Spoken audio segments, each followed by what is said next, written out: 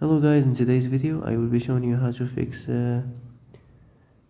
Twitch keeps hand game problem. So the answer is easy, just go to the settings, then scroll down to the apps section, and then go to the search and search Twitch, and then go to the storage, and here you will find this clear cache option. Click on it. Now you can go check it if it worked, and if it didn't, you can try to restart your phone or turn the Wi-Fi off and on, or the Bluetooth or the airplane mode.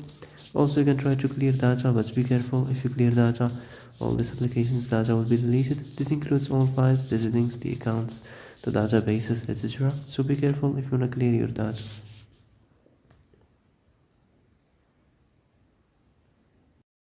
And that's it for today's video. I hope this is the answer you've been looking for. If you like this video, don't forget to like and subscribe, and see you in the next video. Thanks for watching.